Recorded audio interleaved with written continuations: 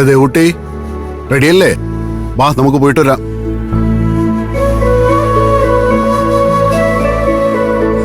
മോളെ, അമ്മ പറഞ്ഞത് ഓർമ്മയുണ്ടല്ലോ? അവരുടെ കയ്യിൽ നിന്ന് ആ മോതിരം തിരികെ വാങ്ങിയ ശേഷം വേറൊന്നും സംസാരിക്കാൻ നിൽക്കാതെ പെട്ടെന്ന് നിങ്ങൾ പോന്നേക്കണം.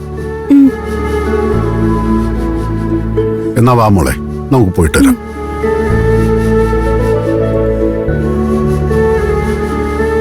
മോതിരം കിട്ടുമെന്ന് പറഞ്ഞോണ്ടൊന്നല്ല, അവര് കനപ്പെട്ട എന്തെങ്കിലും സമ്മാനം ദേവൂട്ടിക്ക് കൊടുക്കുമല്ലോ എന്ന് കരുതിയിട്ടാ ഞാൻ പിന്നെ ഒന്ന് അയഞ്ഞത്. അല്ല, സമ്മാനം ഇനി കാശായിട്ടാണോ അതോ വല്ല സ്വർണ്ണാഭരണോ ആയിരിക്കോ? എന്തായാലും വേണ്ടിയില്ല, ചുമ്മാ കിട്ടുന്നല്ലേ.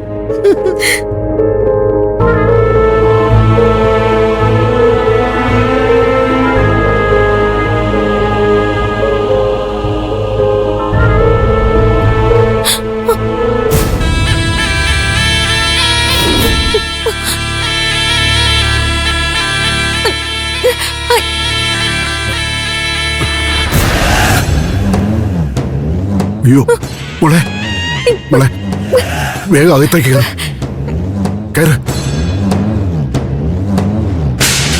എന്താ എന്ത് പറ്റി? ദേ ഒരു വിഷസർപ്പം.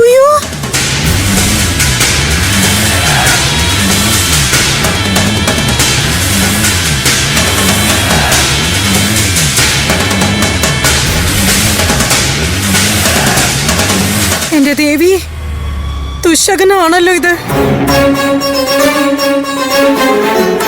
ഇത്രയും വലിയ വിഷസർപ്പോ നിമിത്തമായിട്ട് വന്നേക്കുന്നേ. എന്തോ ഒരു അപകടം വരാനിരിക്കുന്നതിന്റെ സൂചനയാ ഇത്.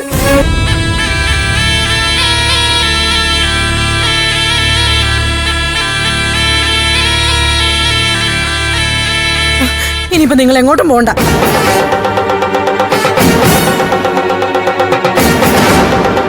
ശരിയാ മോളെ, ഇതെന്തോ അപകട സൂചനയാ.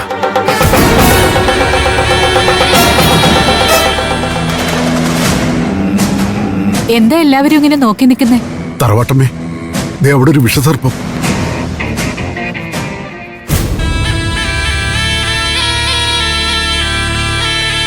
എന്താ ഇങ്ങനെ വഴിമുടക്കി നിൽക്കുന്നത്? തിരിച്ചു പൊക്കോളൂ.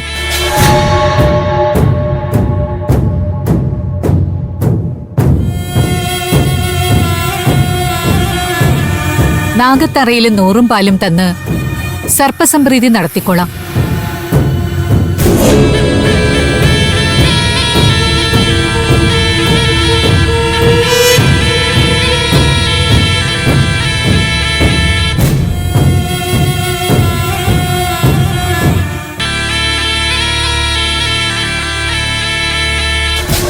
അയ്യോ, ഇവരിതെന്ത് ഭാവിച്ചാ?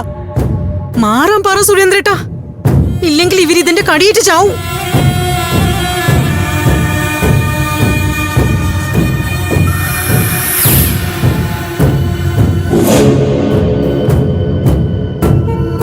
അപ്പൊ നീ നാഗത്തറയിൽ നിന്ന് വന്നതല്ല,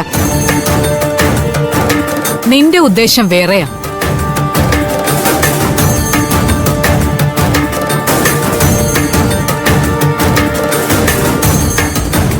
അതിനെന്റെ കയ്യിൽ മരുന്നുണ്ട്.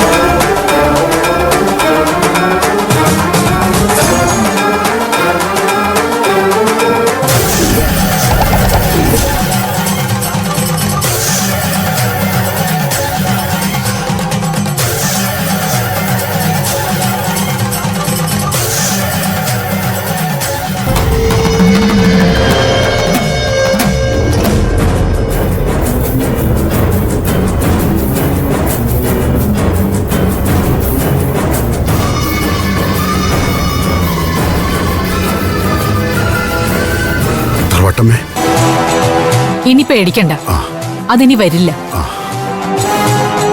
അതിനി വരില്ലെങ്കിലും എന്തോ ഒരു ദുസ്സൂചനയുണ്ട്. അതുകൊണ്ടാ ഞാൻ പറഞ്ഞത് ഇനി ആരും അമ്പലത്തിലേക്ക് പോണ്ടാന്ന്.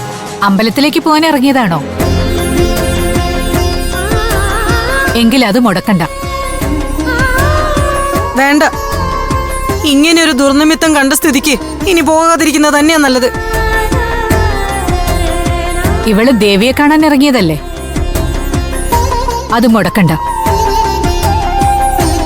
വാ കുട്ടി, നിന്നെ ഞാൻ കൊണ്ടുപോവാം. വാ മോളെ.